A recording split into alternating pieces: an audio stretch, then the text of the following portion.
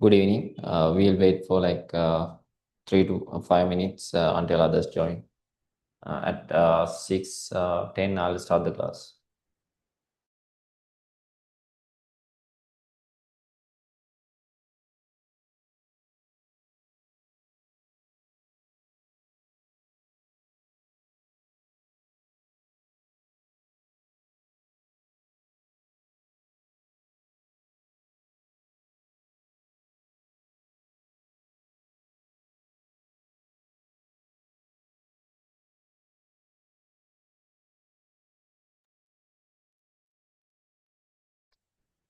Can any one of you confirm whether you can see the screen properly and whether I'm audible to you properly? Using raise hand option, you can confirm to me. At least one of you. Can you please confirm whether I'm audible and whether the screen is visible properly?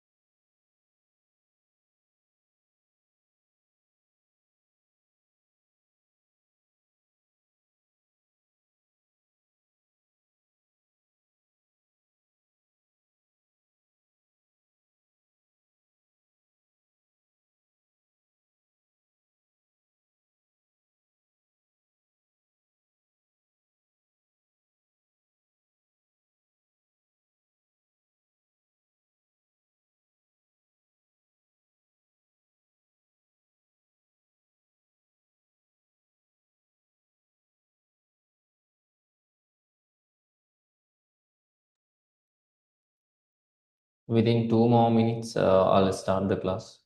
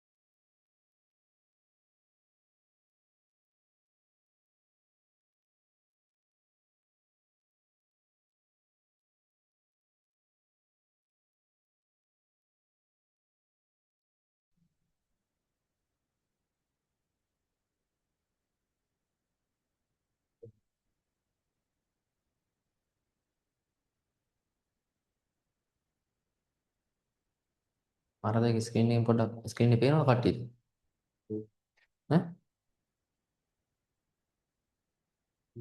Alright. Okay. Alright. I know. So, good evening to all of you who are participating to the class. Before like directly moving into the subject matters, let me give you some kind of an introduction. I hope certain parents are also there behind the screen.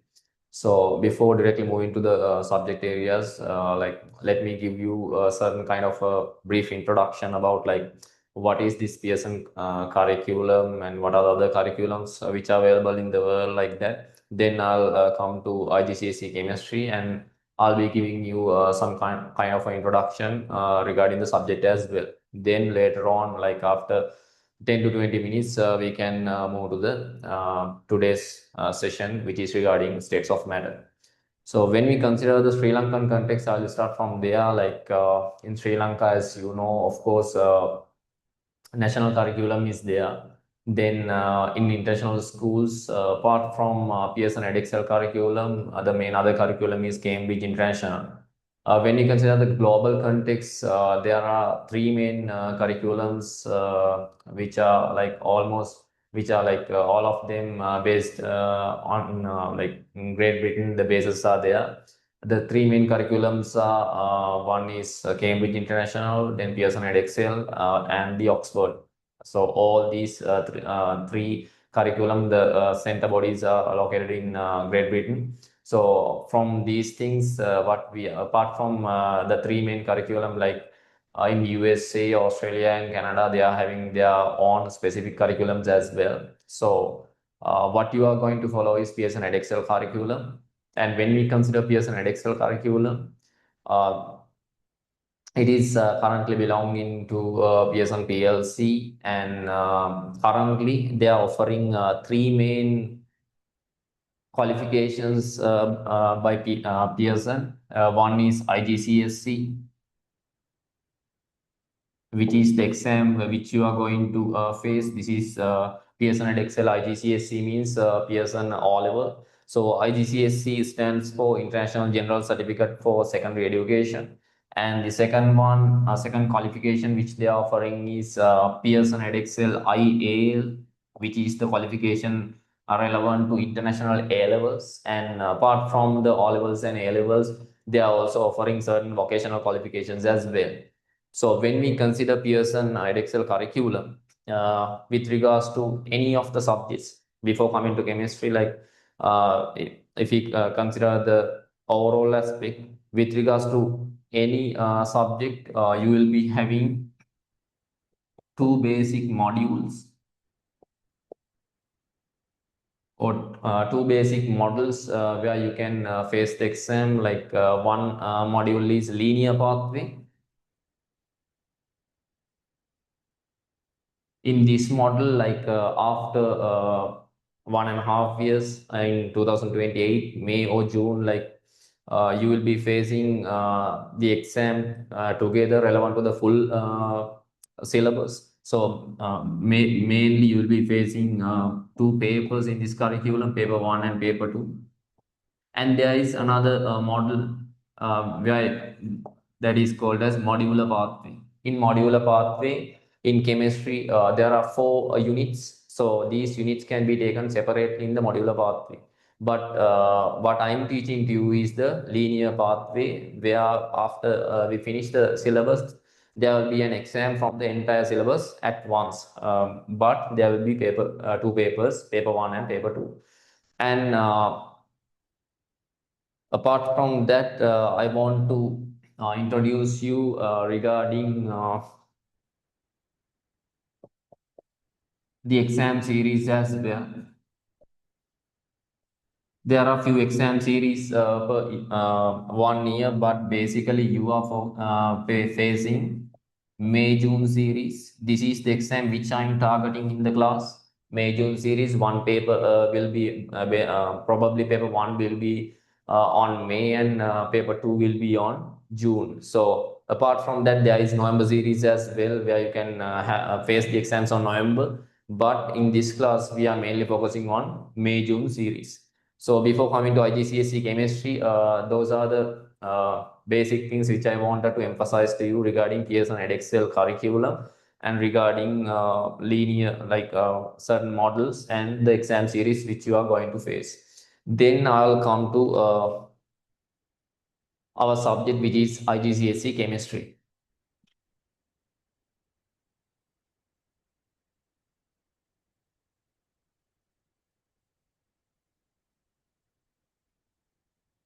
When we consider IGCSE chemistry, the paper code relevant to the subject is 4CH1. There are certain other paper codes as well. So this is very important, especially when you are applying for the exams. You need to fill the code which you are facing, because in certain times we have experience, like when certain students are facing exams, they are being given a different paper which is not relevant to the curriculum which they have followed. So this paper code is very important, especially during the exam application process. With regards to each subject, you should know what exactly is the paper code. When we consider IGCSE chemistry, in the exam, there will be two papers which you are going to face, paper 1 and paper 2. So in the first paper, there will be 110 marks, and for the second paper, there will be 70 marks. As a percentage, in the first paper, 61.1%, and in the second paper, 38.9%. And for the first paper, you will be given 2 hours, and for the second paper, you will be given 1 hour and 15 minutes. For the first paper, the marks allocation is 110, second paper 70 marks. Altogether, it will be 180 marks. So that is the total. And how they are doing the grading system, earlier it was like A star, A, B, like that, but they have renewed the grading system. They have introduced a new system of grading, which is considered as a band score. There are 9 bands starting from band 1 to 9, where 9 is the highest band. So with regards to each band, there is a cutoff, out of 180. For an example, in the previous exam, um, 2025 June series, to have a 9 band, you should score 151 out of 180. So this score, this is actually considered as a grade boundary for band 9. This score changes depending on the paper. For an example, in 2025, the same year, November series, band for to have a band 9, you only need to score 138 because the paper was difficult compared to the June series. So a band 9 cutoff also changes depending on how difficult the paper is. So those are the basic details which I wanted to share with you. Then when we are doing the class, like I'll be telling you like how you need to study regarding chemistry, like from the examiner perspective, like what are the things basically examiners are expecting from you. Like for an example, unlike in other exams, up to now you might have you have followed Pearson Edexcel science, but this is completely different when you are coming to O level, because in O levels you should be like your answer should be on point base, like to the point you need to answer, otherwise they like they are not giving marks. But when we consider Pearson and Excel, that is a very student friendly exam, because although you haven't written the exact answer on the marking scheme, but they will allow certain alternative options as well. So while we are doing when we are doing the class later, like when during the paper discussions, I'll be guiding you correctly, like properly through the marking schemes as well. In those areas, I'll be telling you like how this marking will be done by the examiners, and what are the things you should be paying your attention when you're writing exams as well. So that is the kind of introduction like from my side. If any of the parents are there, like you can use either English or Sinhala, that doesn't matter. Like if you are having any questions to clarify. And one more aspect, like in chemistry, there are practicals as well. So with regards to each practical, I'll be like however, I'll be explaining all the practicals in the whiteboard, but at the same time, I'll be sharing you links relevant to each practical, because there are a lot of videos which has been done based on edXL curriculum with regards to each practical. So don't worry about that aspect as well, because I'll be sharing with you all the links relevant to those videos. Then in there you can have a better experience and what exactly to be done, and what are the practical aspects which we cannot showcase in a whiteboard. You can understand those areas as well. So from if any parents have joined, like if you are having any questions, like please let me know, then I can answer. Parents ලා කවුරු හරි join වෙලා ඉන්නවා නම් මොනවා හරි ප්‍රශ්න අහන්න තියෙනවා නම් මගෙන් අහන්න පුළුවන්. mic එක on කරලා එහෙම වුණොත් මට උත්තර දෙන්න පුළුවන්. දැනට basic introduction එකක් විදියට මට ওই ටික තමයි කියන්න තියෙන්නේ. කවුරු හරි parents ලා ඉන්නවද?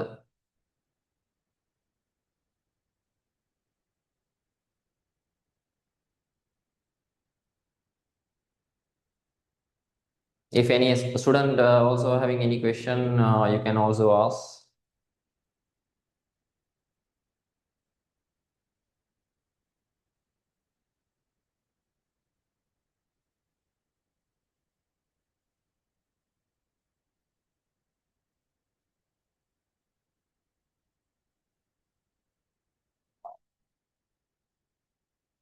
Anyone?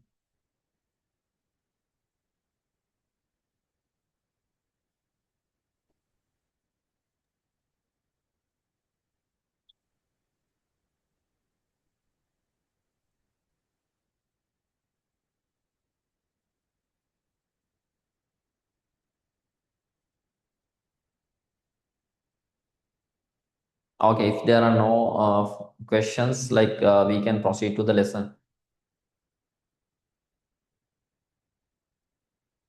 Can any one of you confirm using raise hand option whether I'm audible to you, and whether you can see this screen properly? Can anyone please confirm using raise hand? Okay, thank you. Thank you for the response.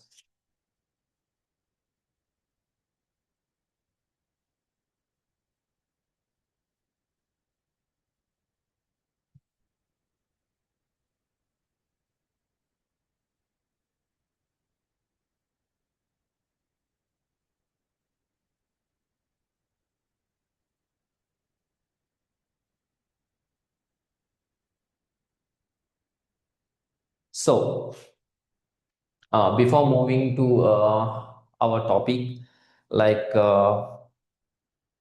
first of all, I'll be telling you like how chemistry syllabus is made up of. There are four main units in IGCSE chemistry, Pearson and Excel. Unit 1 is regarding principles of chemistry.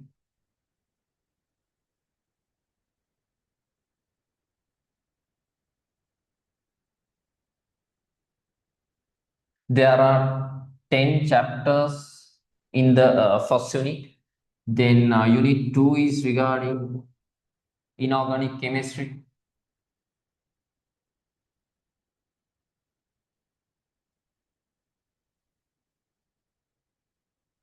There are 8 chapters. Unit 3 is regarding physical chemistry.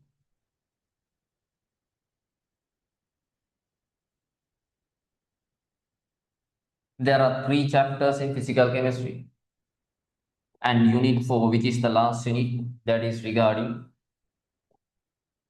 organic chemistry.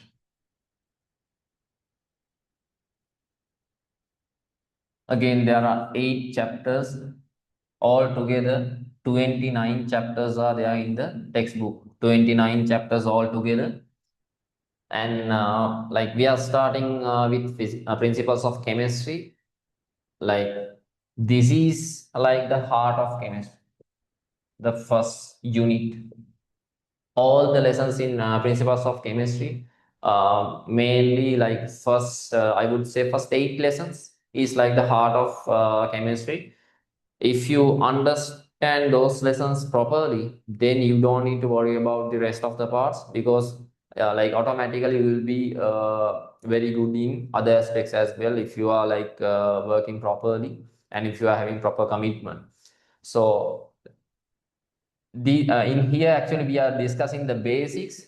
Actually we are laying down the foundation for chemistry, so very important these 10 lessons.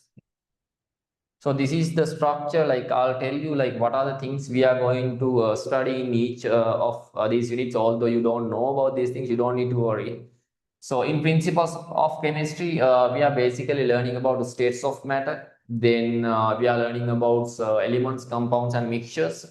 Then we are learning about periodic table. Then bonding. In bonding, you might have heard of covalent bonding, ionic bonding, these things. There are separate lessons for bonding. Then we are dealing with chemical calculations, very important. And finally, there is electrolysis as well. So in inorganic chemistry, mainly we are talking about the periodic table and its groups. And basically, inorganic means the compounds which do not contain carbon. We are dealing with such compounds. Then in physical chemistry, we are mainly learning about like certain industrial aspects of chemistry. There are 3 main lessons: energetics, rate of reaction, where you measure the speed of a reaction, and the last one is reversible reactions and equilibria, where you are talking about reversible reactions. Then in organic chemistry, we are talking about compounds which contain carbon-based compounds. There are 8 lessons. We are learning organic compounds such as alkanes, alkenes, alcohols, these things.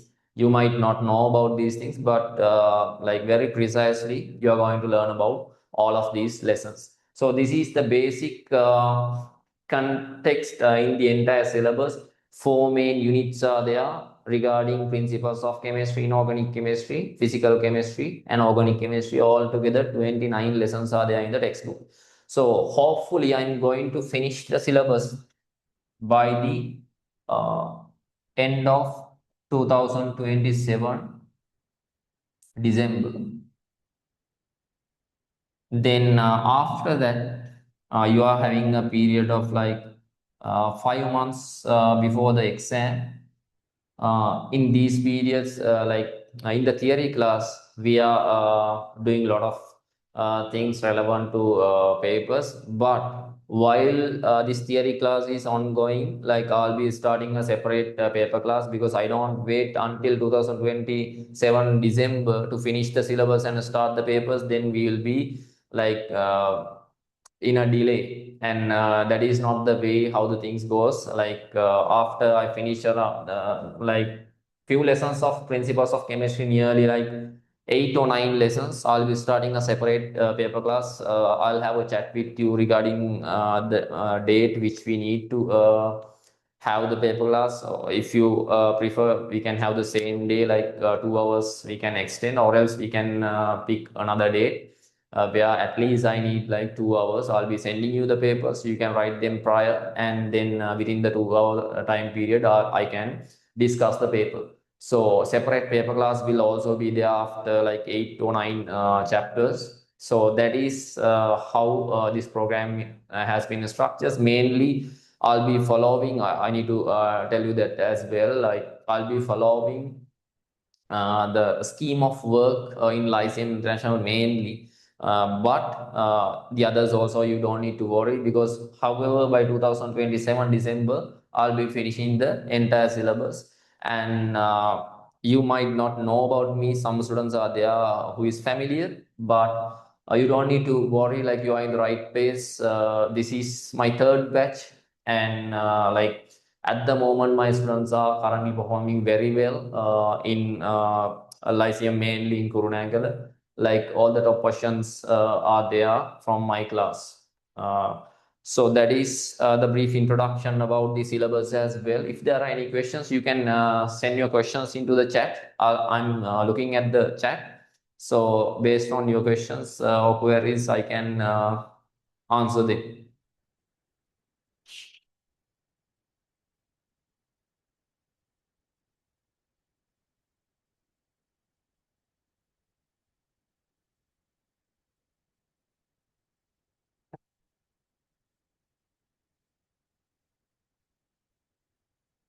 So, before starting today's session, I need to emphasize to you, like from the very beginning onwards. Now, like you are in grade 6, 7, and 8, where you have followed science. There was physics, chemistry, biology combined, but now these three are separate, and the content is huge, relevant to each subject, including maths as well.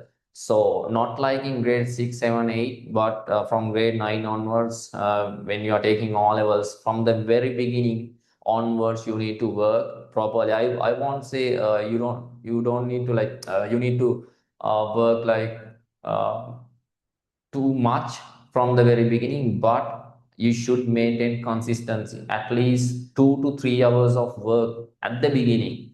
At least 2 to 3 hours of work should be there every single day.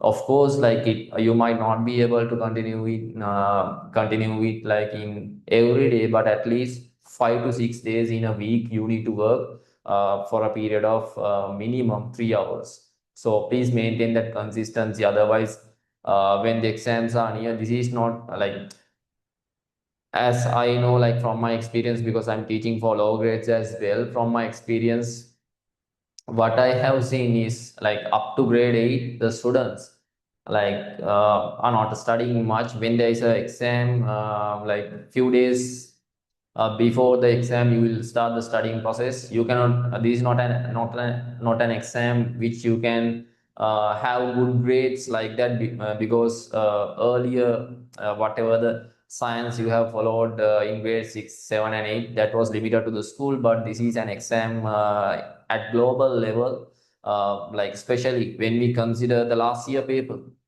2026 June paper. It was really hard, one of the hardest papers in the entire history.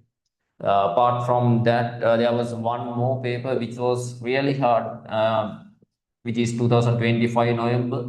The earlier papers were pretty easy. So you must work with a very good consistency from the very beginning.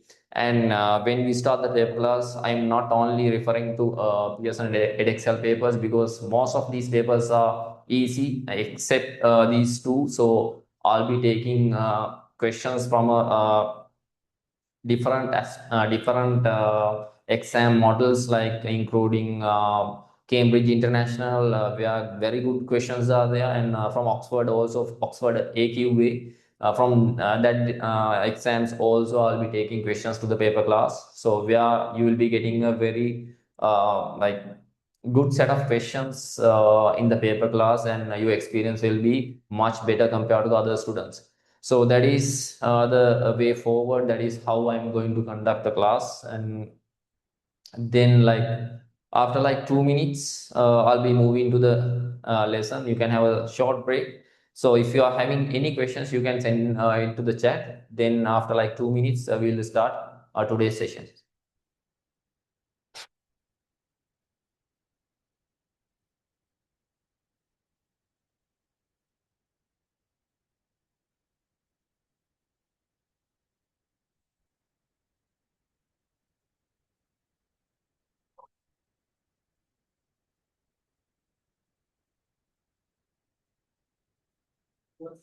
Mr. Amal,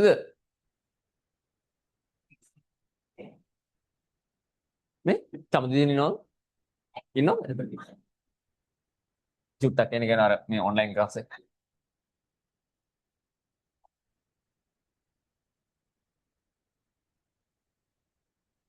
මේ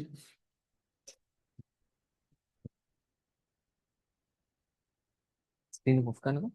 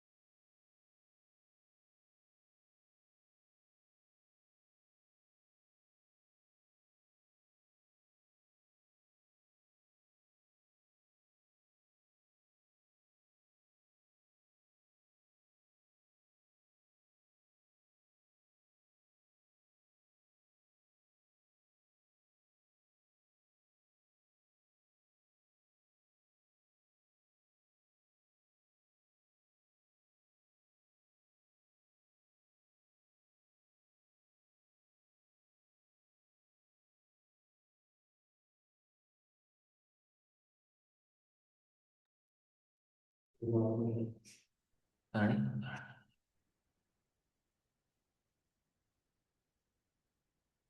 before starting the class, I would like to hear from each one of you, like what are the schools from where you are joining. So I'll start with Arcane.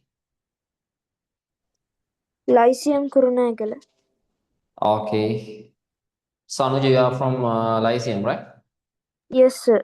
Kurunegala. Okay, Arcane, you are also from Lyceum Kurunagal, right? Then what about Chenuka? Lyceum Nugegoda, sir. Lyceum Nugegada. Then Samdil. Sandil.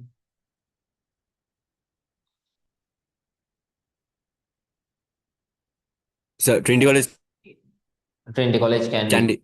Okay, okay. Then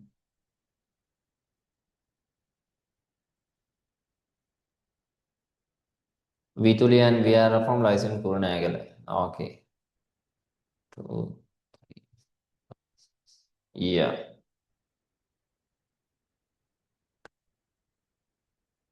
So we'll start the lesson. So we are starting off with principles of chemistry. And in principles of chemistry, as I mentioned to you, 10 chapters are there. The first chapter is regarding states of matter. We'll start from the first chapter.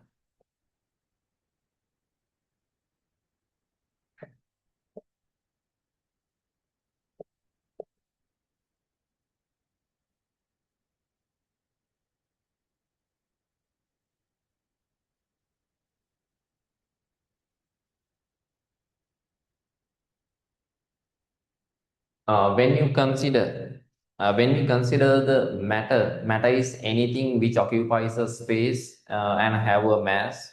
And when we consider the matter in lower grades also, you have learned three main states are there, which are solid, liquid, and gas. But apart from these three basic types of matter, there is something called as plasma as well. If anyone is interested, you can have a look using AI now. AI platforms are there where you can easily access the information.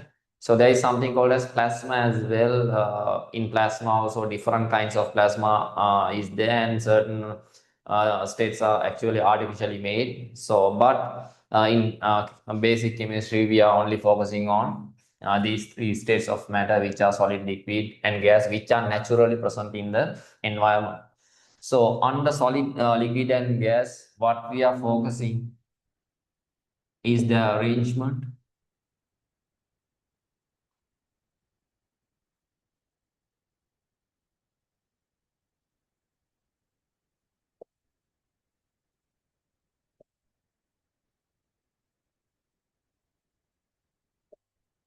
their movement, and the kinetic energy.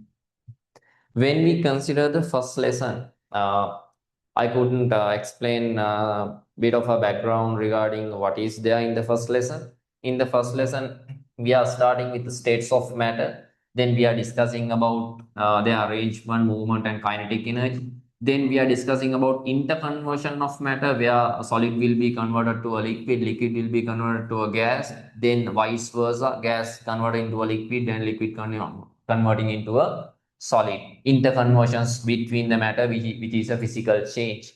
Then later on in the lesson, we are focusing on diffusion, where particles are moving from a higher concentration to a lower concentration in lower grade sciences. This is their diffusion. And finally, we are focusing on to solubility. Based on the SOW solubility, this lesson have to be dealt later. So I'll be taking this solubility part later, basically in the second term. But certain concepts of solubility are needed for the second chapter. Those concepts will be taught before the second chapter. Okay.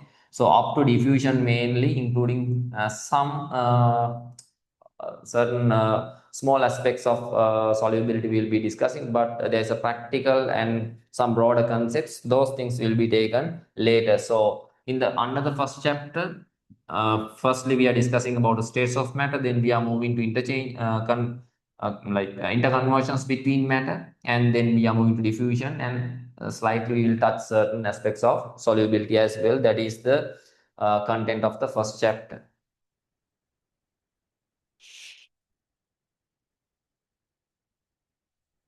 Firstly, I'll start with states of matter. Like in grade 8 science book, also Pearson edXL, if you have followed national curriculum also, there is these concepts. So when we consider solids, what you can say about the arrangement in a solid, particles are regularly arranged. Regular arrangement is there, and particles are tightly packed.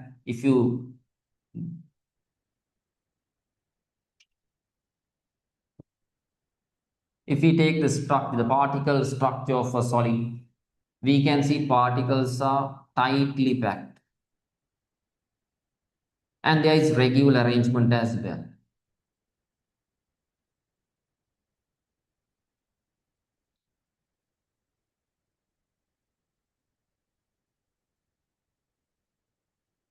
So like this, you can draw the particle structure of a solid. And when we consider liquids, there is a random arrangement in the particle, no specific pattern. Mostly particles are touching with each other, but certain gaps are there in a liquid.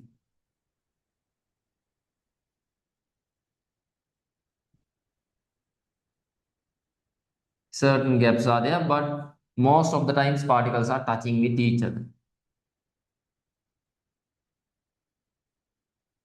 Then when we consider a gas, there is again a random arrangement, and particles are further apart from each other, but you cannot draw the particles like this, where it seems to have like they are having like similar gaps between the particles. This is wrong, because this is, although particles are further apart, this seems to be a regular arrangement, so there cannot be anything like that. So it should seems as a random arrangement.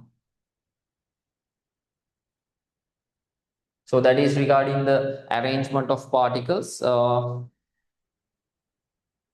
I hope you have taken a hard copy of the tute by now, because I have shared the soft copy to the group earlier.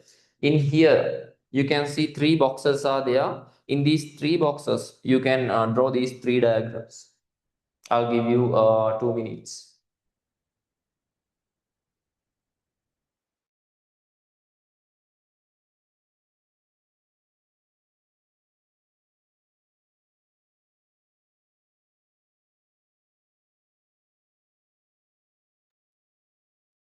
When you finish, please give me a response using raise hand option. Please keep your hand raised after you finish the work. Then I can start.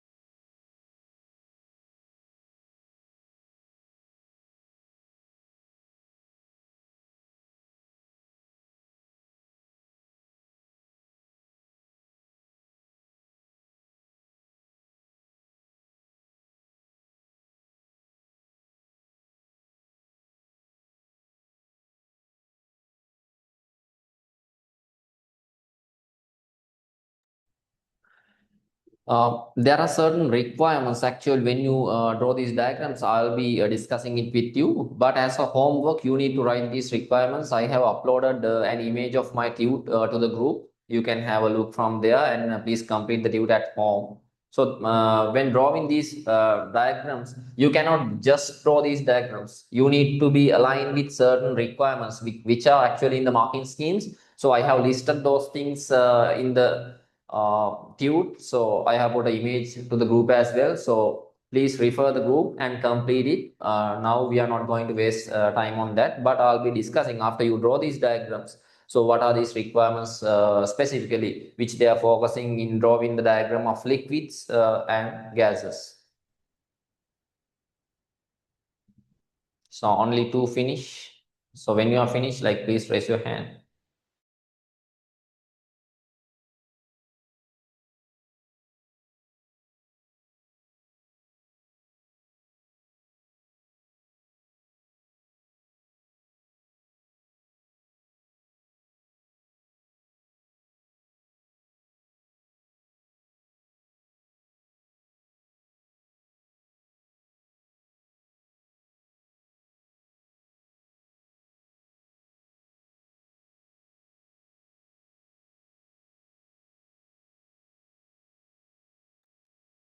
And remember in drawing these diagrams, like this, the size of the particles should be of same size. Like in the exam, they won't specifically look into this criteria, but better you draw like that, because when we consider one particular type of matter, particles are of the same size.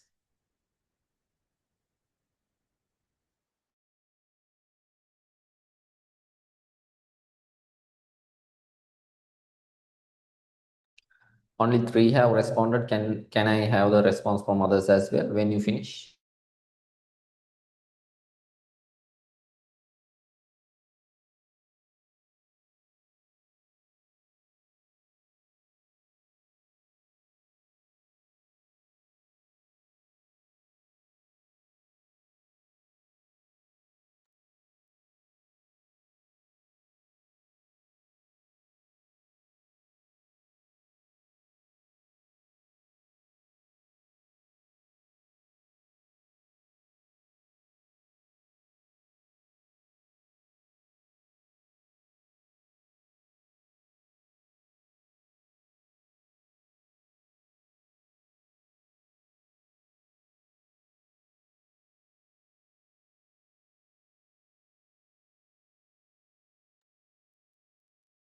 Okay, since most of you have finished, I'll go through the requirements. Like if you are having the access to WhatsApp chat, please have a look. I have uploaded an image of my tube. When you draw liquids, they have emphasized particles should be close together. We have catered to that requirement. Then particles should fill from the bottom of the box. So you know, like when there is a liquid, particles cannot start from the top. Definitely, liquid will fall into the bottom. So particle, we should start them from the bottom of the box. These are guidelines which are in the marking scheme. So you can have an idea, like not like in lower grades. When you are formulating answers at this level, even when you are drawing a diagram, it should be based on certain guidelines. You cannot just draw a diagram. It is based on very specific guidelines. So that specificity, like when you are answering a question, it should be always to the point. So that is expected at the level of IGCSE or the O level. Then next requirement, most particles should touch. You can see in this diagram clearly, most particles are touching each other. Minimum of two random rows of particles. Even the number of rows they are defined. Minimum of two rows should be there. Within bracket, I have mentioned at least three rows would be better. So basically, you draw like 3 to 5 rows. So then you are ahead of the marking requirement. Then reject regular arrangement of particle. Definitely, even in this one, you cannot draw this kind of a regular arrangement. There should be some gaps. So it should seems to be random arrangement. So that is what they are expected. So when you draw this kind of a diagram in like grade 8 or grade 7, it was just a diagram, right? We don't like them, and your teachers are not expecting that much of a thing from this kind of a small diagram. But in all level, the guidelines are very specific. That thing you need to understand from the very beginning onwards. So, like most of the tunes I have formulated based on the marking points. So, like you might feel like you can give the same meaning from different words, but please use the exact wording which is included in the tune. I'm not telling you to like by heart or cram the things, but when it is coming to IGCSE, it would be easier for the examiners, like if you follow the same wordings in the marking scheme. So without much hassle, they can go through your papers, and it will like generate some kind of a positive like attitude towards your paper in paper marking by the examiners. Then, when we consider the gases, they are mentioning particles well spread out. We have catered to that requirement. Particles randomly spaced. I told you, regular spacing. Although particles are further apart, you cannot have the particles which is having a regular spacing. This spacing should be random. Then particles should not touch each other. So these particles should not touch with each other. Sometimes, like if you touch one particle with the wall of the container, that might be fine, but avoid that as well. So better you don't touch any of these particles in a gas with the wall of the container. So that is regarding arrangement. In here there is an empty space. So I'm now telling the points relevant to the solids. Please write. Under solids, in the first column, first point, particles are arranged regularly. Particles are arranged regularly.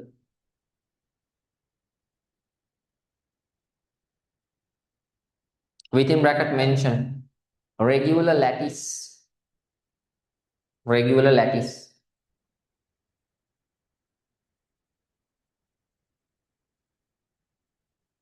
Particles are arranged regularly. Within bracket mention regular lattice. Second point under solids. Second point, particles are packed closely. Particles are packed closely. Or you can mention within bracket tightly packed. Tightly packed. So these are basic things. So I'm not going to go for more explanations. When it is necessary, then and there, I'll be doing certain elaborations on the concepts. Particles are packed closely within bracket, tightly packed. Then under the liquid column, please write first point, particles are arranged, past tense, particles are arranged randomly. Particles are arranged randomly.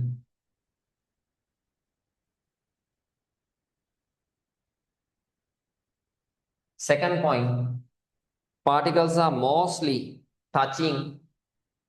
Particles are mostly touching.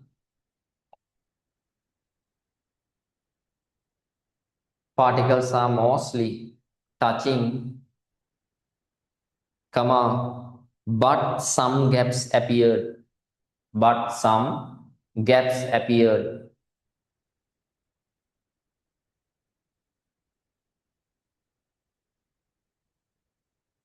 But some gaps appeared. Then under gases, first point, irregular or random arrangement. Instead of random arrangement, you can mention irregular arrangement as well. That is also accepted in markings. Irregular or random arrangement of the particles. Irregular or random arrangement of the particles. In case if my voice is not clear to you, please unmute your mic and let me know.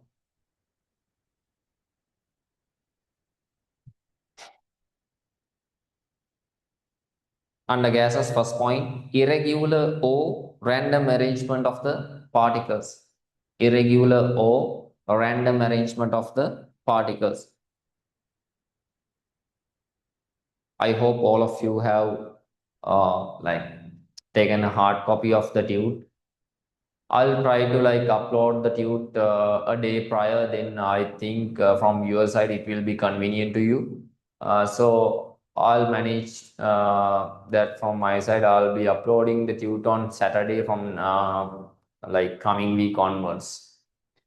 Second point, particles are much further apart. Particles are much further apart. Particles are much further apart.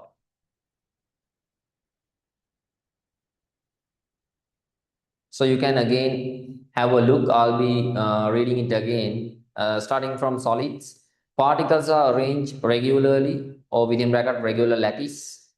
Particles are packed closely within bracket tightly packed. Particles are in liquid column. Particles are arranged randomly, and particles are mostly touching, but some gaps appear. Gases, irregular or random arrangement of the particles. And second point, particles are much further apart. That is regarding the arrangement.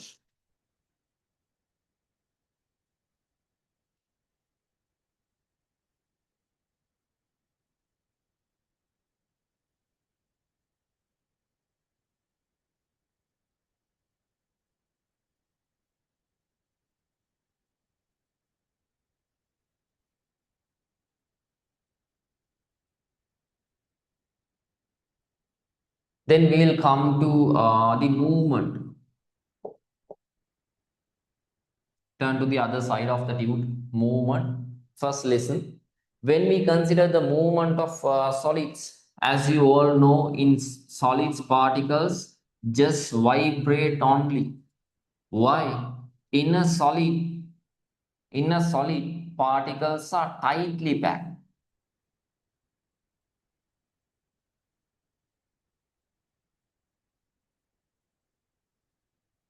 Particles are tightly packed. Do you remember, in grade 8 book and grade 8 Pearson and Excel book, there is something called as particle theory. In particle theory, basically they are talking about a few aspects regarding particles. First one is spacing. Any of the type of matter is having a space. Of course, we know in liquids, we do the diagram like such, where particles are mostly touching, but certain gaps are there, space is there. Gases, lot of space is there since particles are further apart. In solids also, although particles are tightly packed, even between these rows you can see a small space. So based on particle theory, any kind of matter, it doesn't matter whether it is solid, liquid or gas, space is there. And then they are talking about force of attraction.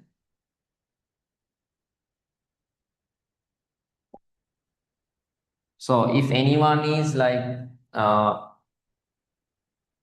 interested in these areas, you can search particle theory and learn. So from all level onwards, you should have that commitment and you should have that interest towards the subject.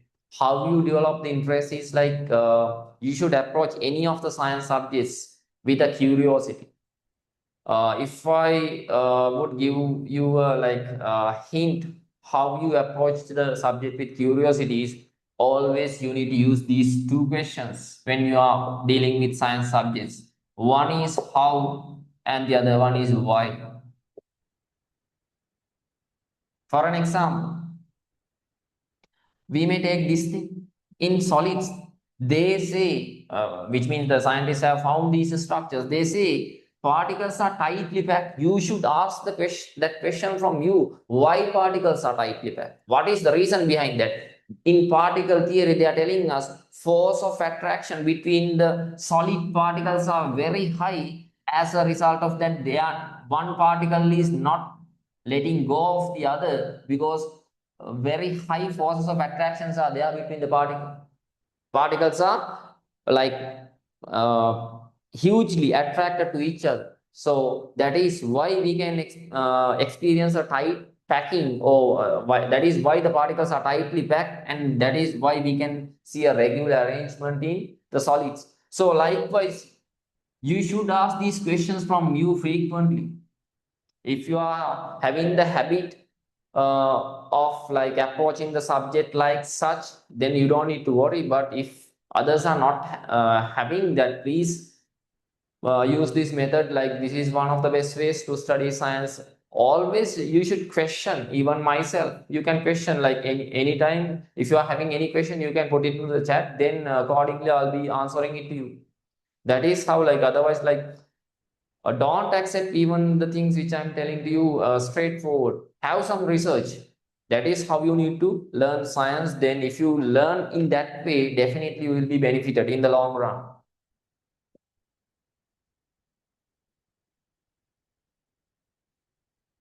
So when we consider solids, particles are tightly packed because the forces of attraction, based on particle theory, they are explaining this very clearly. Force of attraction between the particles are very high, so they are tightly packed. As a result, they cannot show much movement. They only just vibrate. But the third the third point which has been mentioned in the particle theory, in any kind of matter, regardless of its state, particles are moving. Even in solids, vibration, is it a type of movement? Yes, of course. Even vibration is a type of movement. So in solids, particle vibrates. In liquids, particle move around each other. If I draw some particles in a liquid, these particles can move around each other. These particles can move around each other. Why? Because forces of attractions between liquid particles are average or medium. So they like one particle will allow the other particle to have some movement around those particles, but they are not like any of these particles cannot get rid of that traction, get rid of that tractions. But in gases, the force of attraction between the particles are minimum, or you can consider there are no force of attraction. Accordingly,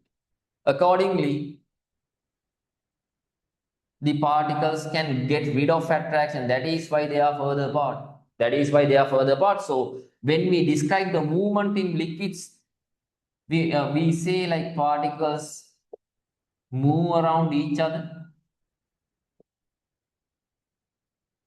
And gases, particles move in all directions randomly. Random movement is there in all directions at very high speeds.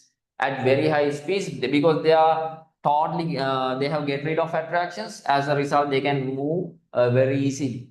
So for movement to be such, force of attraction actually how the force of attraction in each state of matter, it will define the aspects of movements as well. In solid, particles are having very high force of attraction. As a result, they cannot show much movement, they only can vibrate. Still, that is also a type of movement. In liquids, force of attractions are average or medium range. As a result, particles can move around each other, but they cannot get rid of those attractions. But like certain times, certain particles, especially from the surface, they can get rid of attraction. We will be focusing on that thing during evaporation. We will be discussing those aspects later.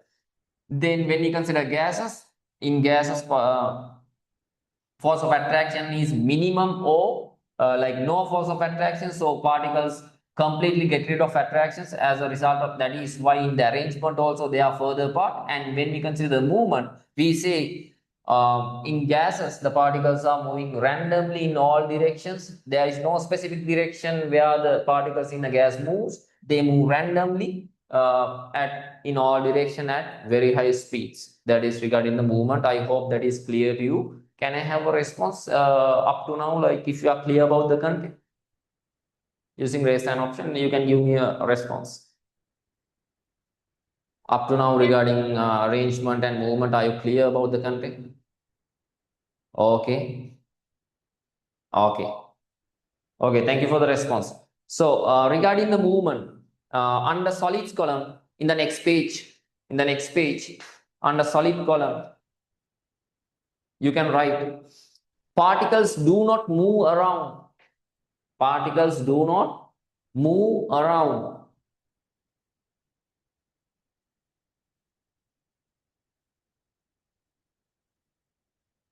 Particles do not move around. Full stop. Particles, continue. Huh? Particles do not move around. Full stop. Particles vibrate about a fixed position. Particles vibrate about a fixed position.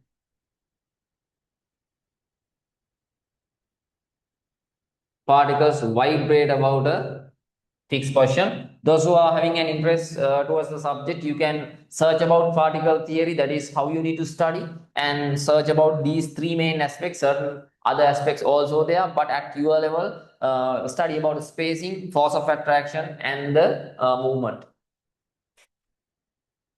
The same concept is there in grade 8 EdXL science book as well. And in past papers, in certain questions, they have referred to particle theory. In that case, we should be having an idea about the particle theory, although that is not much mentioned in O-level book. So under solids, particles do not move around, full stop. Particles vibrate about a fixed position. Then in the tube, I think I have included, let me check.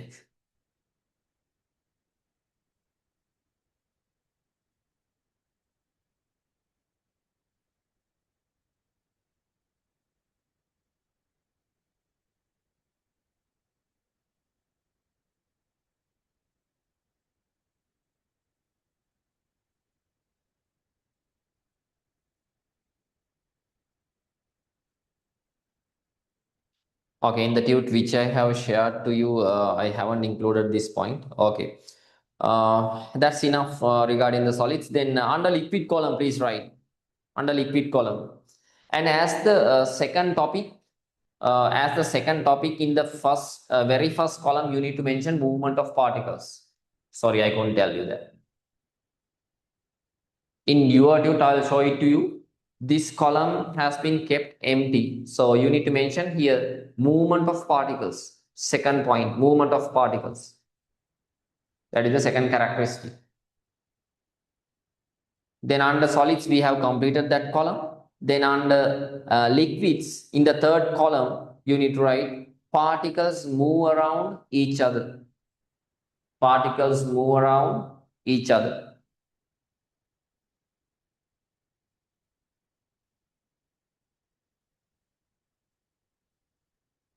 Particles move around each other.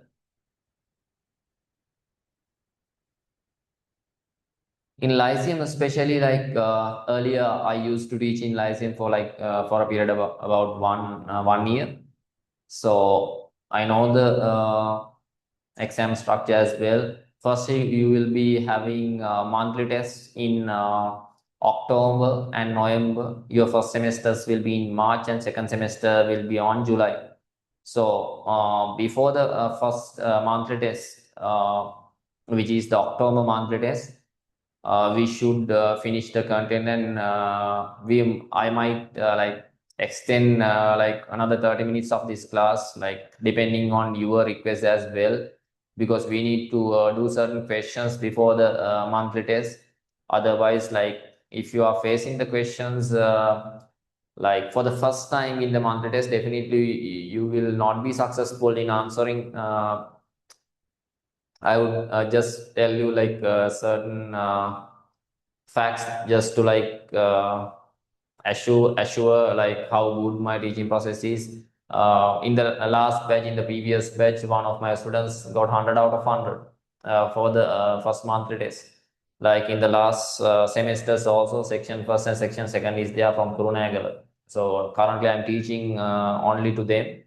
So that is how good we are in the last batch, which is my first batch who face this time all level.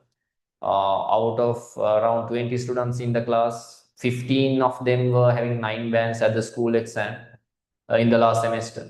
So that is how good my teaching process is. That is some kind of an assurance, because since you don't know about me, of course, the students from Lyceum Kurunagala, they know, but for the others, I'm telling like you don't need to worry. You are in the right place. I'll be giving a proper guidance. So in the long run, you will experience that. So I need to make you ready also. Even for monthly test, we should have a good preparation. So uh, first, we will finish the content as soon as possible. It will be a bit of a struggle because normally I'm starting the classes in May. Already I'm conducting 2 batches physically, which started in May, but your class is starting in August. So if you are okay, like I'm willing to have certain extra classes as well. I don't need a separate payment for those classes. What my expectation is to cover some more content. Like after we do like one or the next class, at the next class we'll have a discussion whether we can have certain extra classes. It would be better for you if we can have at least 2 extra classes during the vacation, which is like 4 hour durations. That would be better because when they start, from my experience, I'm telling you, when they start the school, like they'll be quickly rushing through the syllabus in a way like you won't be able to understand much. That is not a problem of the teachers, but that is how the SOW or the scheme of work has been designed. So we are having a very limited time, like 1.5 years. In certain schools, they are having a period of 2 years, but especially in Lyceum and certain other school who are starting in September, you are only having 1.5 years, which is a very limited time period. That is why I'm starting my physical classes normally in May. So let me know like in the next week after we do the class, like at the end we'll have a discussion whether we can have a few extra classes. And yeah, then in the liquid column, under movement, particles move around each other. And under gases, right, particles move randomly at high speeds. Particles move randomly at high speeds. Within bracket, you can mention very quickly. That is also accepted in marking schemes. Within bracket, mention very quickly. Then particles move randomly at high speeds, within bracket, very quickly, in all directions. In all directions. In all direction.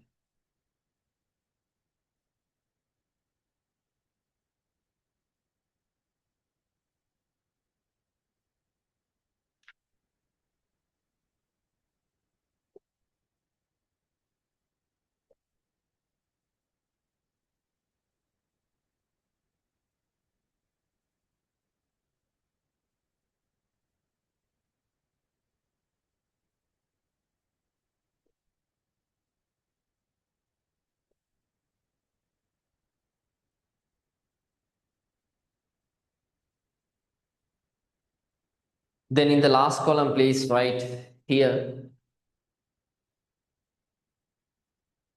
In the last row, in the first column, in here, please write kinetic energy.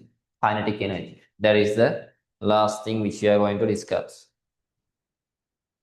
When you consider the kinetic energy, you know, like in solids, since the particle, what is kinetic energy? There are different kinds of energy. Like when you consider kinetic energy, In lower grades, you are learning about these concepts. Kinetic energy is the energy which something has due to the movement. Due to the movement. So, when we consider the movement, depending on the movement of each state of matter, you can predict how their kinetic energy is. In solids, particles just vibrate. As a result of that, they are having the least kinetic energy. Then, when we consider gases, their movement is they are moving randomly in all directions at very high speed. So, since the particles are moving at very high speeds, they are having the highest kinetic energy. And liquid is in between. As a result of that, they are having moderate kinetic energy. Very simple. Under solids, please write least kinetic energy in the particles. Least kinetic energy in the particles. Least kinetic energy in the particles.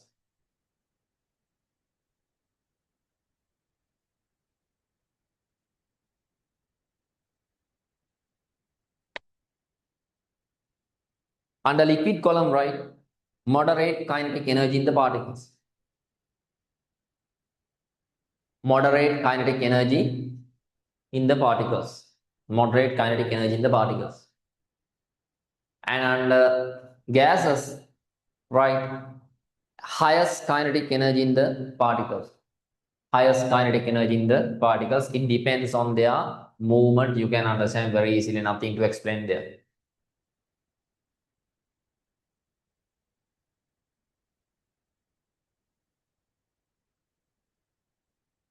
Then I have kept a merge space underneath those three columns in the same row. There's a common space like this where three columns have been merged.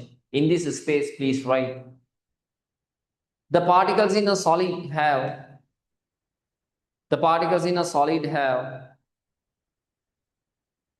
less kinetic energy.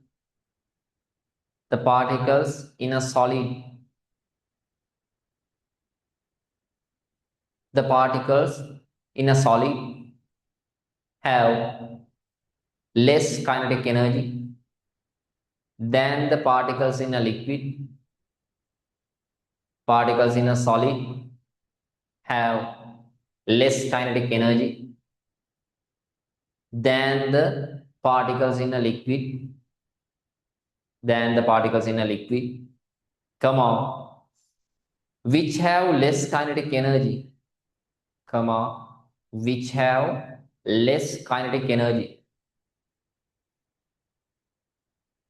Which have less kinetic energy than the particles in a gas. Than the particles in a gas. Than the particles in a gas.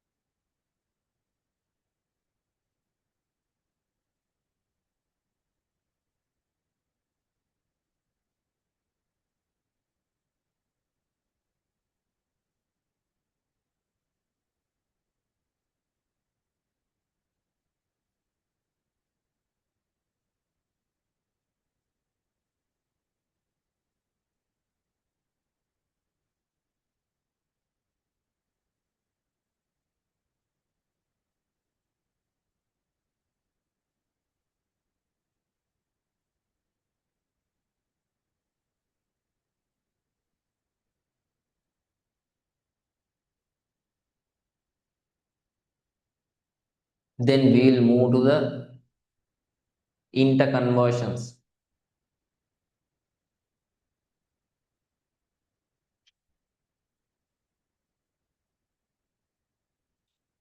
Interconversions between the three states of matter. Interconversions between the three states of matter.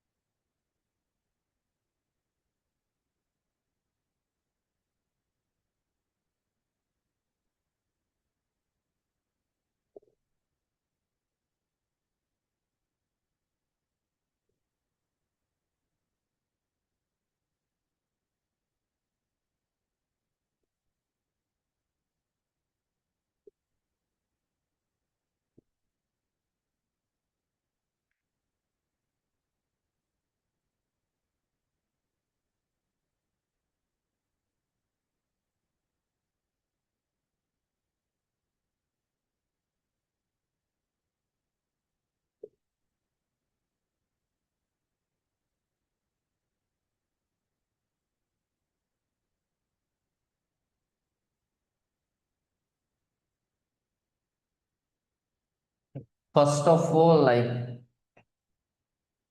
we need to know what is meant by interconversion. Of course, it is the conversion between solid, liquid, and gas. But I want to emphasize one fact. Interconversion means changes between the state due to temperature or pressure.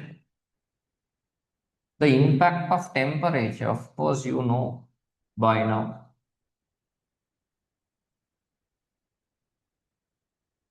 How solid will become a liquid. Especially we'll take an example from liquid to gas. When you are using hot water kettles, you are converting you are converting normal liquid into a hot water. During that process, you can see some vapor formation as well. So obviously, when we need to convert a liquid to a gas, heating is involved. In this direction, you need to heat actually to bring out the interconversion, which means increasing in temperature. So what is an interconversion? It is a interconversion of a state.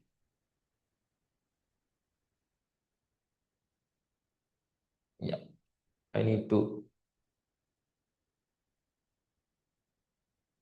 Interconversion of states of matter.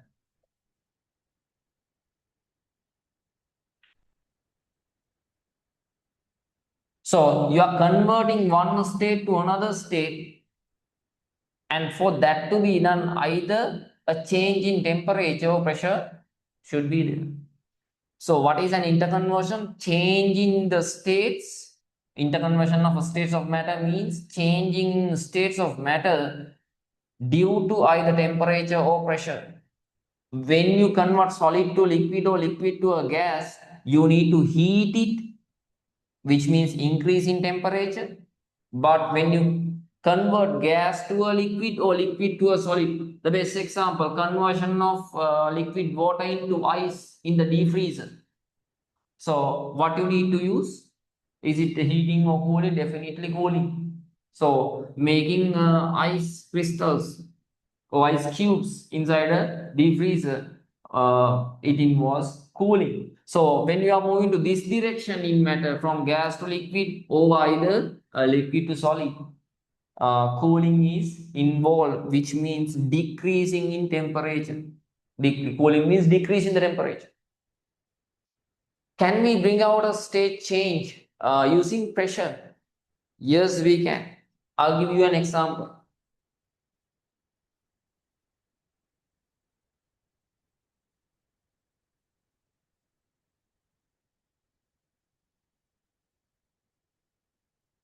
Suppose we may think there are plenty of water vapor here, and this is a piston where you can change the volume of this space. If this space we may think that is saturated, which means maximum amount of water vapor is there. If this space is saturated with water vapor, when you decrease the volume, decreasing the volume means increasing the pressure. How pressure is increased? So in grade 8 book, there is this theory like what is affecting for the pressure? What is affecting for the pressure? If these are gas particles, there are two types of collisions occur inside this container. One is between these gas particles, there are collisions. Colliding means they are getting in touch with each other. Okay, they are hitting with each other. So there are two types of collisions. One is in between the particles, and one is with the particles and the walls of the container. The collisions which are made with the wall of the container is actually causing the pressure which we can experience in this container. So when we reduce the volume, what will happen? When we reduce the volume, these particles are restricted to a lower volume. As a result of that, more collisions will be there with the walls of the container. As a result, pressure will increase. And if we may think like this is a saturated, this space is saturated with water vapor, definitely when you are lowering the volume at a particular point, due to pressure increase, these particles which are in gaseous nature, they will start to form attractions and they will condense and form a liquid. There is a possibility like that. So using pressure also, what I want to emphasize is using pressure also, we can bring out a state change. We can bring out a state change. So what is interconversion of states of matter? You are bringing conversions between the states by changing one of these factors. Mostly what we are experiencing is like using the changes in temperature, we are bringing out a state change. But using pressure also, the same thing can be done. I hope that is clear to you. Can you give me a response if that is clear to you before I proceed?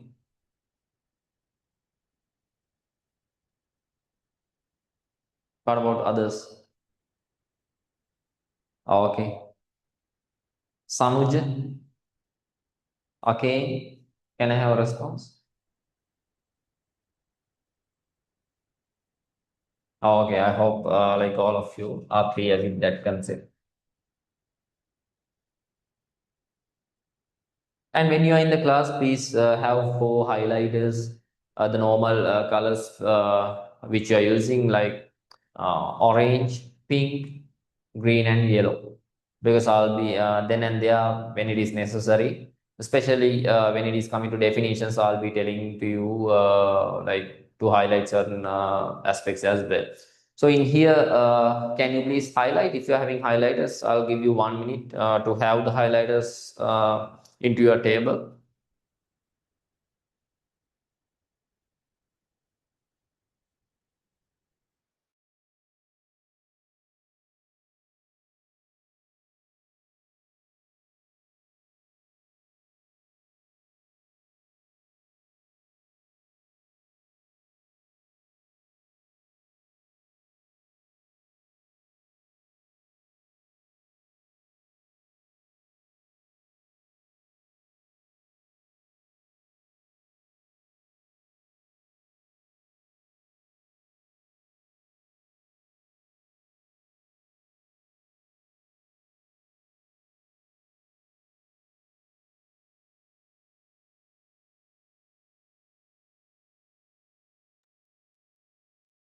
Okay. So you can highlight using an orange color. Interconversion. Okay. Yeah, first of all, let me go into the tute. Yeah, I think first sentence is not there with you. Can you please write this one? When matter changes in the first dot, under the first dot, under the subtopic interconversions between the three states of matter, can you please write? When matter changes from one state to another. When matter changes from one state to another. When matter changes from one state to another. Due to changes in temperature. Due to changes in temperature. Due to changes in temperature or pressure.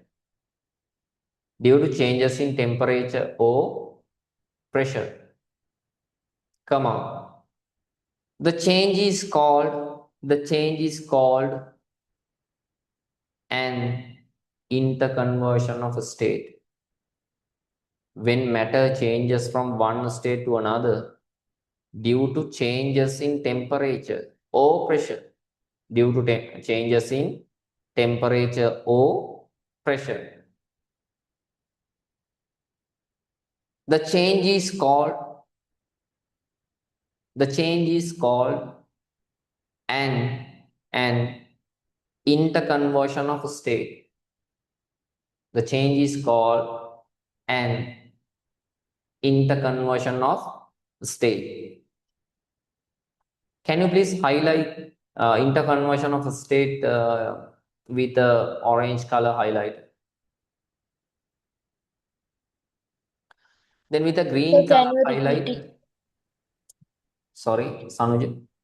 Sir, can you repeat it again? Yeah, yeah.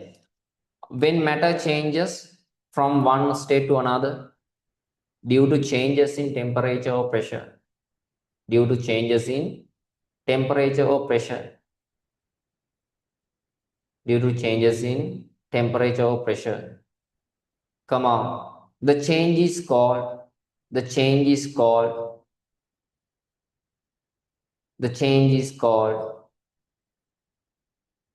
an interconversion of a state. The change is called an interconversion of state. An interconversion of a state. Please highlight interconversion of a state with orange color and with a green color highlight when matter changes from one state to another. Then with yellow color highlight temperature changes in temperature or pressure. With green color when matter changes from one state to another. Then with yellow color due to changes in temperature or pressure. That's all.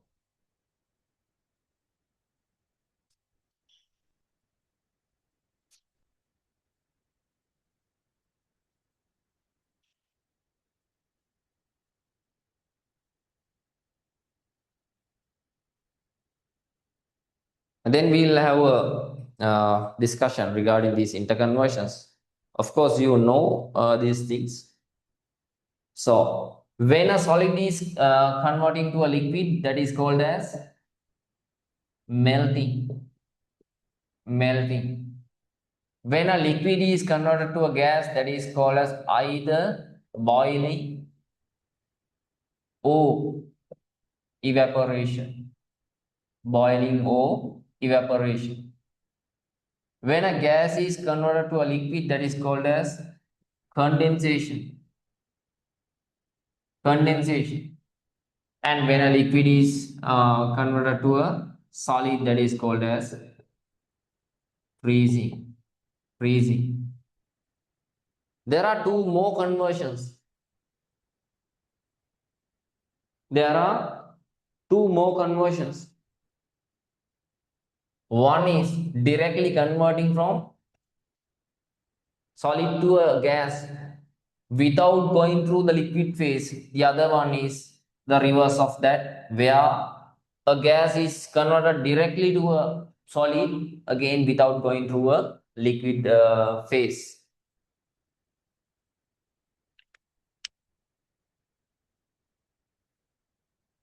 Can anyone tell me what are these two processes, number one and number two? Can you put your answers to the chat? It would be better if you can have certain interactions during the session. So directly converting solid to a gas, what is the name? And the interconversion of state from gas to a solid, which is the reverse of the previous process. What are the terms which you can which we can use? If you know, you can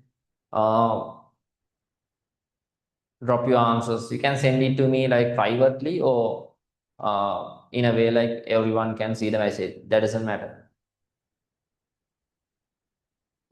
First one, yes, exactly. That is called as what?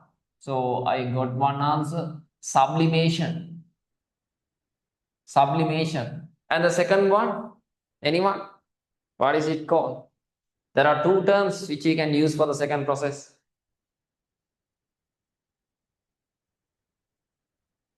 Conversion of gas to a solid. Anyone?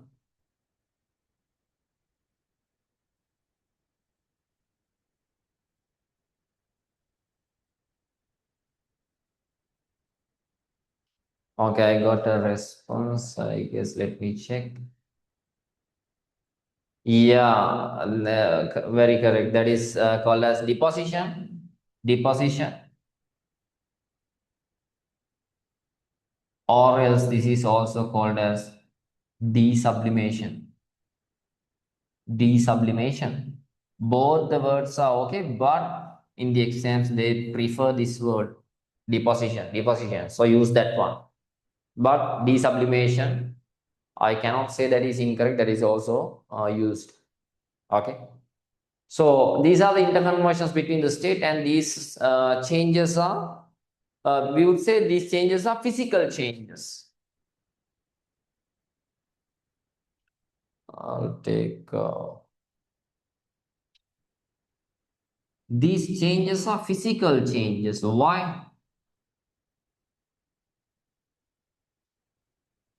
The other change is what? Chemical changes. First, I'll talk about chemical changes. For an example, if I write in here, you can see, right? Yeah. When hydrogen and oxygen combines, that is how water is formed. So in a chemical change, new substance is formed. New substance is formed in a chemical change. Earlier, hydrogen and oxygen were there, which are two gases. Here, water is there, which is a liquid. Completely different substance. But these changes are physical. When we consider solid and liquid and gas, I'll start from liquid, which is the thing which you know. What is the formula of water? H2O. And since this is a liquid, the physical state, there are three physical states. If you don't know, in chemistry, we are using mainly solid, liquid, and gas. Within brackets, we mention these things. Apart from this one, for the substances which are dissolved in water, we are using AQ, which is aqueous. Aqueous solution, when something is dissolved in water. So these things you will learn in chemical calculations. But at the moment also you have, I think you might have an idea. So S represents solid, L represents liquid state, G represents gaseous state, aqueous means not a particular state, but when something is dissolved in water, we refer the term aqueous. So here liquid means H2O, liquid. Gas means, I'm using water as an example. Gas is a state of water. Again, the chemical formula is H2O, but that is gas. Here, solid state, again, ice. H2O, but the state is solid. You can see same substance is there, only the state will change. So that is why we consider this as a physical change, because no new substances are formed either in this way or in this way during interconversions. No new substances are formed. As a result, we consider these interconversions as a physical change, as a physical change.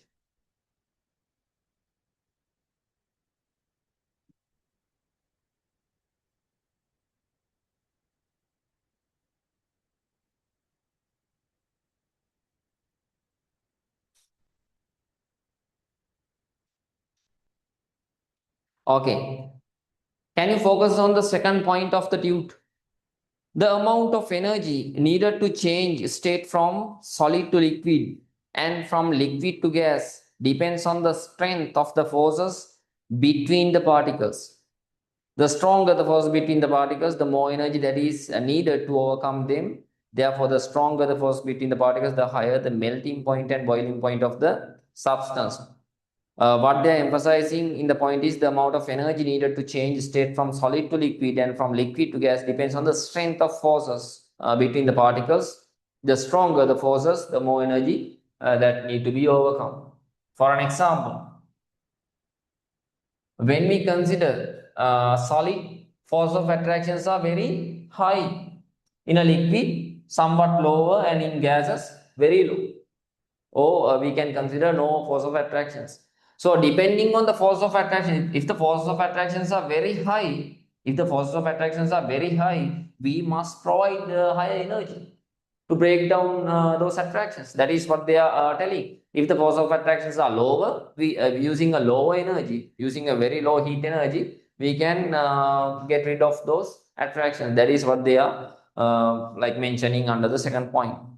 Nothing to understand more. Then under the third bullet point, can you please write this one? It is a physical change.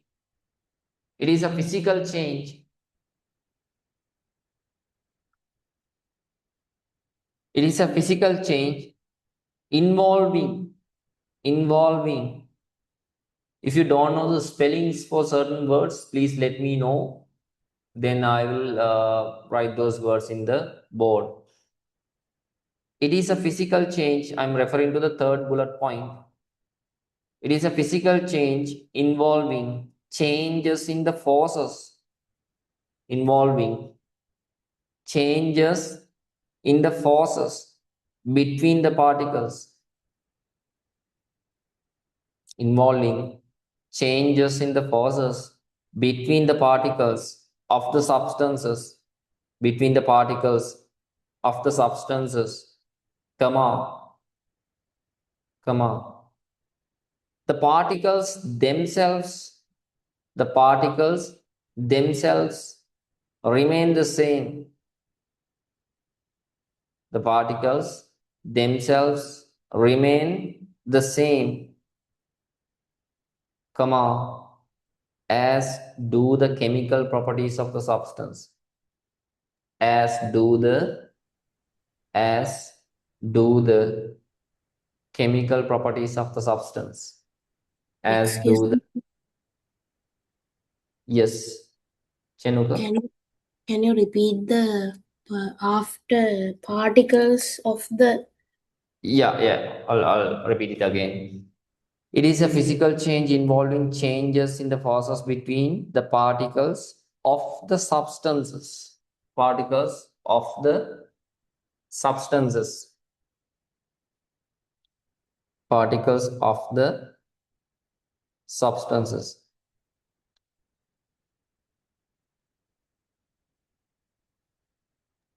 Comma. The particles themselves. The particles themselves remain the same. The particles themselves remain the same, comma, as as do the chemical properties of the substance, as do the chemical properties of the substance, as do the chemical properties of the substance.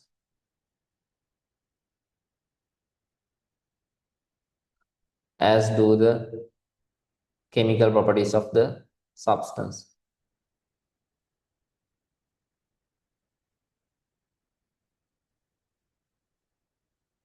Then write the third point, sorry, a fourth point as well. The last bullet point on that page, last bullet point. Physical changes are relatively easy to reverse. Physical changes are relatively easy to reverse.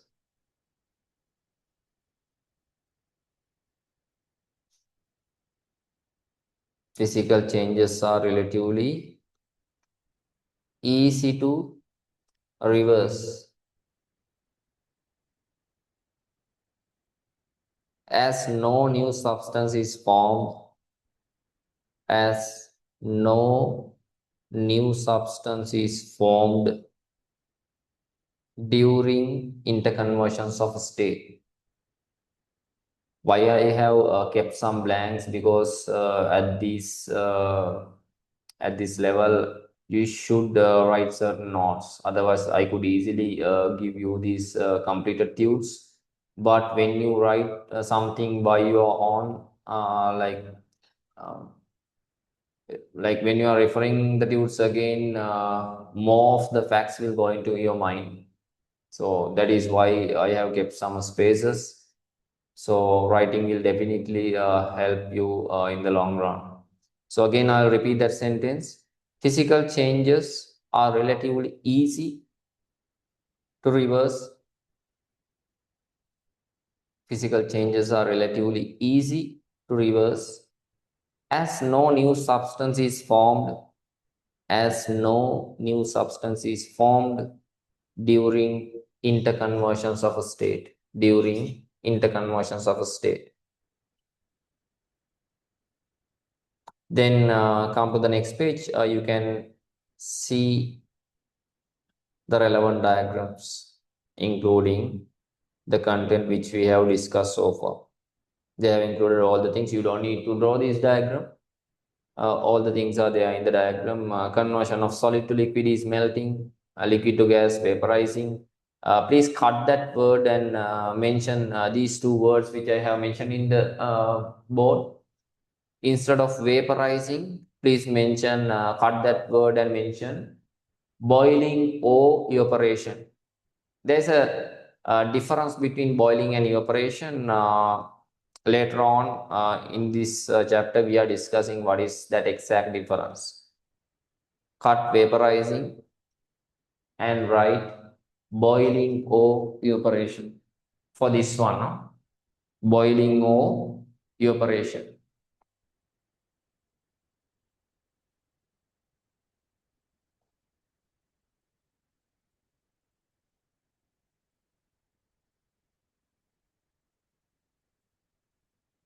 Then gas to liquid condensing, then liquid to solid freezing, solid to gas sublimation, and gas to solid desublimation, gas to solid deposition, and please mention this word as well, desublimation.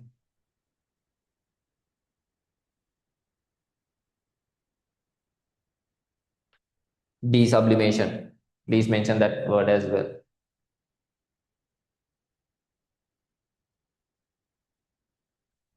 Then next subtopic is changing state between solid and liquid and gas, and solid and gas. Before moving to that part, we'll have a break for like 5 to 7 minutes. Again at 8 o'clock, we'll meet and we'll continue for the last segment. So the class finishes at 8:30, as I mentioned.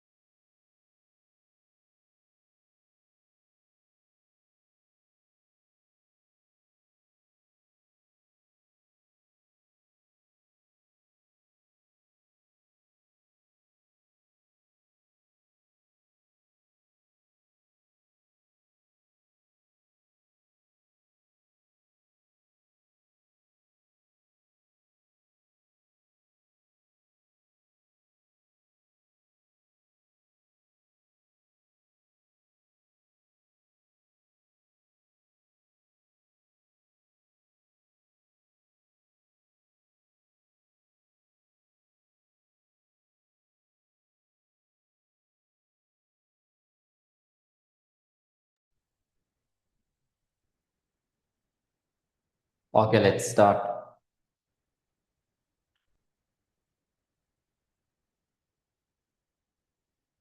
And like I know, like when we are doing classes for 2.5 hours, it might be somewhat lengthy, like considering your level. But please try to understand, like considering like normal classes are starting on May, like since I need to cover up more content, plus like the trend currently the trend is day by like year by year papers are getting harder, so not like the previous Excel paper. There's a reason behind that, like when we consider the current Pearson and Excel exams, like when you consider chemistry, uh, at the moment you are following the second specification or the second issue. Earlier there was a syllabus, previously there was a syllabus, then there was a syllabus change in 2017, then it was into effect from 2019 onwards, I believe. Like normally within a period of like 6 years they are like changing the syllabus. So there was a change expected around 2020, around the end of 2024.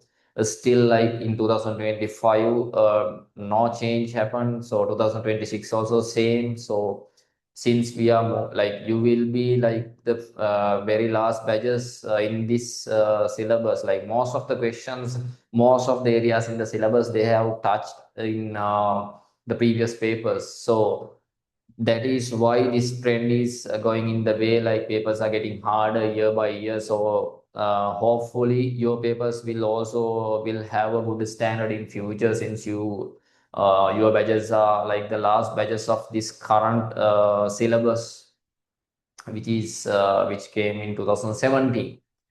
So from my side, I know the depth to which I need to deliver the like subject.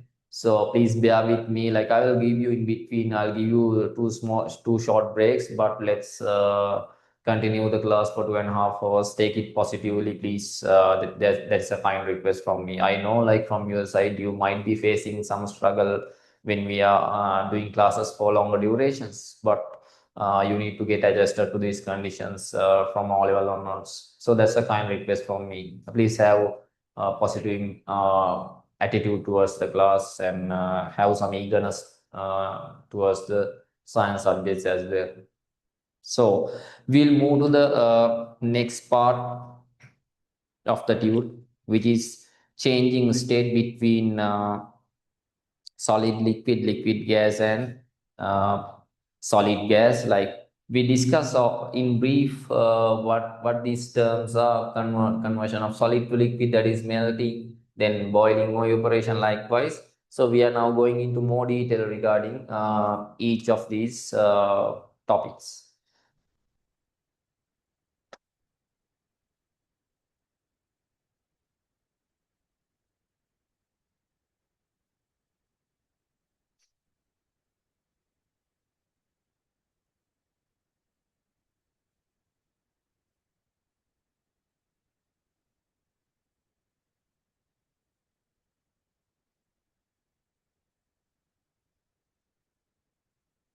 First one is melting.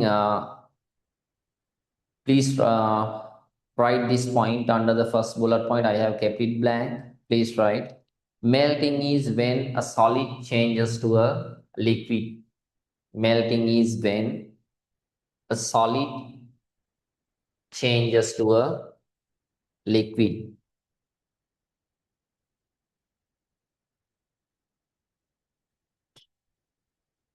Melting is when a solid changes into a liquid.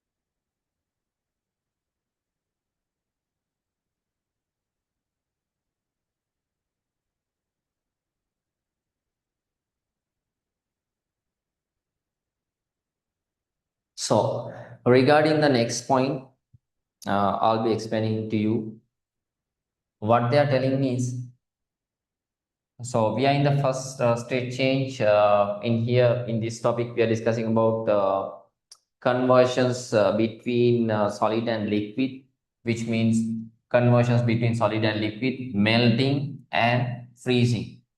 So how solid is converted to the liquid, and like how like changes happen, like what are the changes happen during this physical change when solid is converted to a liquid. I mentioned to you, when we are moving in this direction, you need to heating is involved, and when you are moving in this direction, cooling is involved.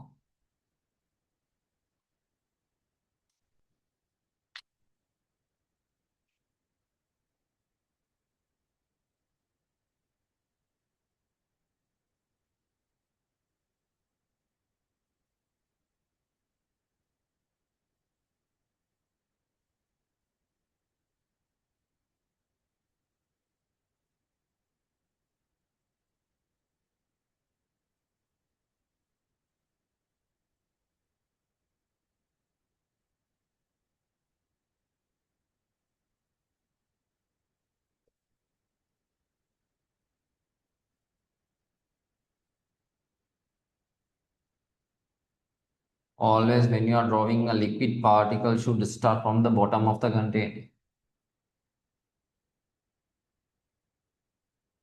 Some gaps are there, and it should seems as a random arrangement as well. So when we are provide, definitely when you are moving in this direction, you need to provide heat. And there's a principle, you know by now, there's a principle called conservation of energy, where like energy is neither created nor destroyed, but it is transformed from one form to another. Energy is neither created nor destroyed, but energy will be transformed from one form to another. So we are providing heat, which means thermal energy. So when thermal energy is given to the solid, what will happen? The particles at the moment also there are some vibrations, because when we consider the movement of solids we discussed, in solids particles vibrate.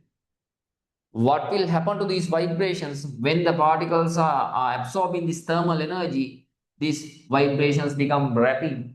Vibrations will become rapid. They will vibrations will increase, and they will be able to overcome the forces of attractions to some extent. In solids, we discuss why the particles are tightly packed, because forces of attraction between the particles are very high. But when we are providing thermal energy, vibrations become somewhat rapid, and they will overcome the force of attractions to some extent. So finally, solid will be converted to a liquid, that is called as melting. And when it becomes a liquid, do you remember in a liquid what we say about the movement? Particles move around each other. Particles move around each other. There is some flexibility for the movement now. Not like in solids, they only show very minimal movement, only vibrations were there. Now particles have overcome the force of attractions to some extent with the absorbed thermal energy. Thermal energy was converted into the kinetic energy of the particles actually. Vibration more means actually the vibrational kinetic energy is there. So thermal energy is converted to the kinetic energy, and that kinetic energy gave the solids the ability to overcome the force of attractions to some extent, not fully. Yeah? If the force of attractions are overcome fully, that will be gases. So here, due to provision of heat, particle vibrates more, and as a result they were converted finally into liquid after certain moment. Then when it is becoming a liquid, you know, like particles are particles can move around each other, not like in solids. They are having some flexibility over movement compared to earlier.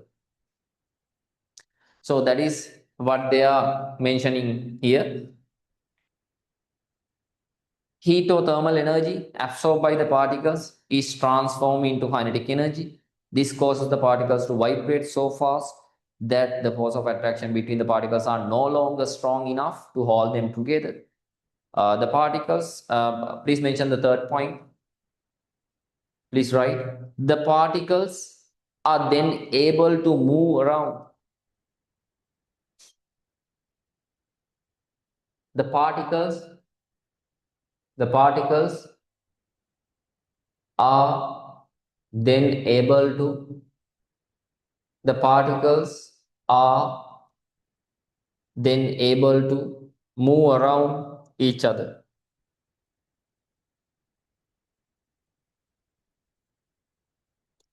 The particles are then able to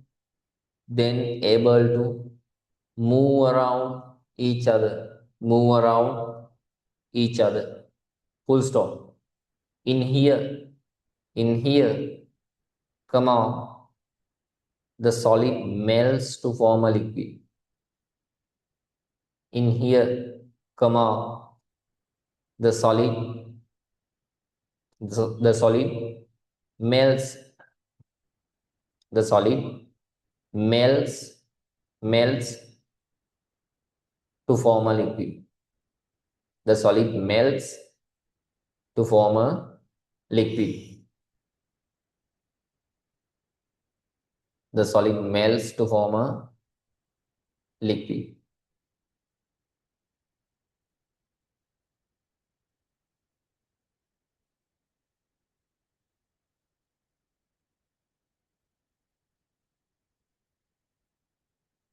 In here, the solid melts to form a liquid. Write the last point as well. The temperature at which the temperature at which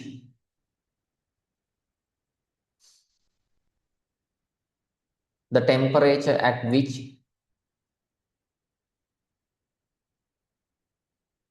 the solid changes to liquid. The temperature at which the solid changes to liquid. The solid changes to liquid is called its melting point. Is called its melting point. The temperature at which the solid changes to liquid, the solid changes to liquid is called its melting point. Its melting point. Please highlight melting point with orange color, and with green color highlight the temperature at which the solid changes to liquid. So when we provide the heat, at once it is not converting into a liquid. At a certain point after it passes, for an example, if we take ice, we might think ice can have like when ice is in a deep freezer, that is at a temperature of minus 18 Celsius. When we provide heat to that kind of ice, it doesn't change to water at once. It will have a temperature rise first, minus 16, then minus 40, then it will come to like minus 8. Finally, when the temperature reaches 0, that is the temperature where this state change occurs. You know, like the melting point of ice is 0. So ice converts into water at a temperature of 0 degrees Celsius. At atmospheric pressure, at the normal atmospheric pressure, because based on pressure, when you learn physics further, you will understand based on pressure also, pressure can make an impact over the melting point and boiling point. Specifically, when you consider the boiling points, when the pressure is higher, boiling point will increase. So consider the normal situation. So firstly, when we are providing heat, if ice was there in a deep freezer, it is at a temperature of minus 18 Celsius. Then gradually it will increase the temperature. But at a particular point, when it reaches the melting point, that is where this state change occurs. So the temperature at which this state change occurs, the temperature at which a solid converts to a liquid is called as the melting point.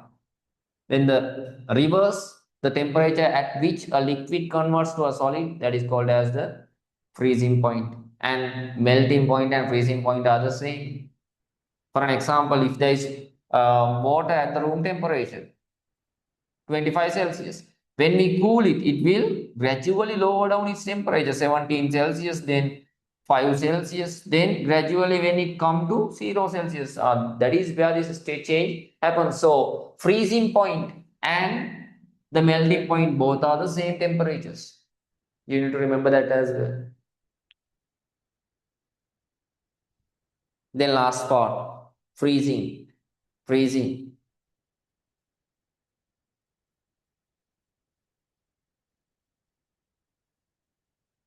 First 3 points have been given in the tube. So write the last point. The temperature at which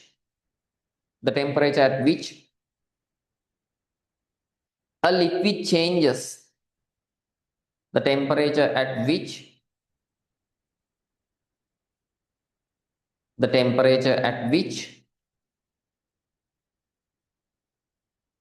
a liquid changes. The temperature at which a liquid changes. A liquid changes to a solid. To a solid. To a solid. The temperature at which a liquid changes. A liquid changes.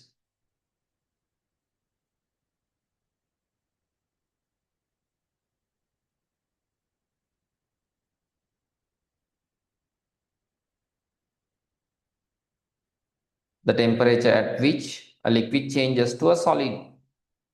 To a solid.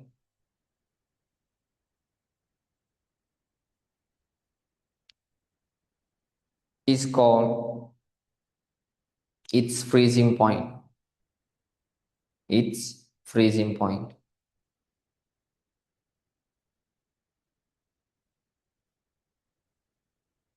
So under freezing, please read those points. Freezing is when a liquid changes into a solid. This is the reverse of melting and occurs at the same temperature as melting. Can you please highlight that point with the green color? This is the reverse of. This is the reverse of melting, and with yellow color highlight occurs at the same temperature. Occurs at the same temperature as melting. So the melting point and freezing point of a pure substance are the same. Example, water freezes and melts at 0 Celsius. The temperature which this happens, the freezing happens, is called as the freezing point. So now the time is 8:23. We don't have any time to complete the next part. So I'll stop from here. I would like to know your feedback regarding this thing. Like, do I need to avoid breaks and finish it within 2 hours, or I will give breaks in between, like 2 breaks, and I'll continue up to 8:30. So option 1 is like finishing at 8, and option 2 is finishing at 8:30. Without like if I finish at 8, like it will be straight. I can give you one break, like 5 minutes. Then we can continue like until 8 o'clock and finish the class. So I need some kind of a voting like before I conclude the class. If you prefer option 1, please drop to the chat regarding your opinion, like say like number 1. Then if you prefer number 2, then you can put number 2 to the chat. There are 6 participants, so I expect answers from 6, all the 6. Based on majority, I will. Okay, most of you are interested in. Of course, you will. Okay, number 2 is there one participant. What about the others? Can I have the response?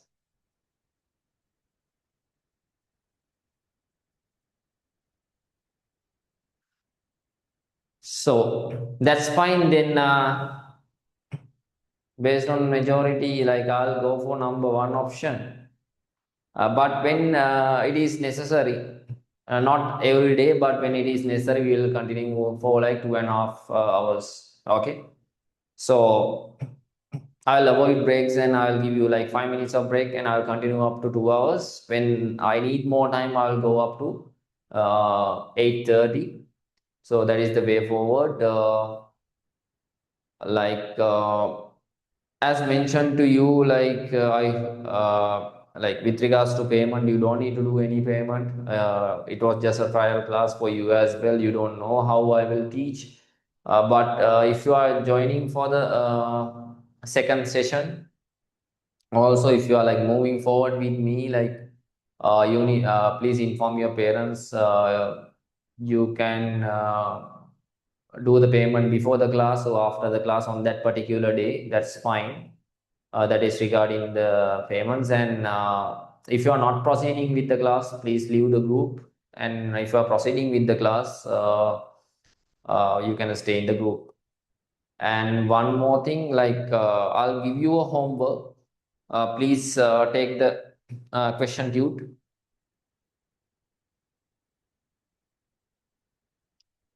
Please do the homework. I cannot verify whether you have done in the physical classes. Normally, I'll be checking in each and everyone whether they have done the homework or not. But in online class, I don't have a control over that. So it's your responsibility, and please do that. I need you to do question number 1, part A and B. The operation, the C part, you cannot do it yet. Like I need, from my side, I need to give you certain explanations. Question number 1, part A and B. Then question number 2, you can do that. Question number 3, you can do that. Question number 4 also, you can do that. Please complete this tute. Okay. And during classes, like we'll be doing some quizzes as well, where during the class I'll be uploading a tute and you need to do the tute and we'll discuss the answers thereafter.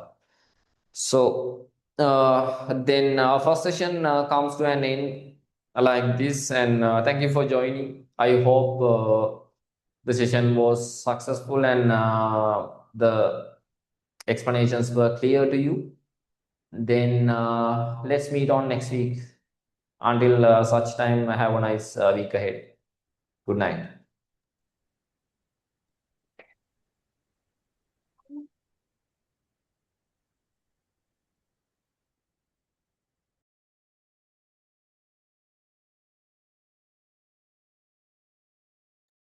Sandil, you can get the printouts.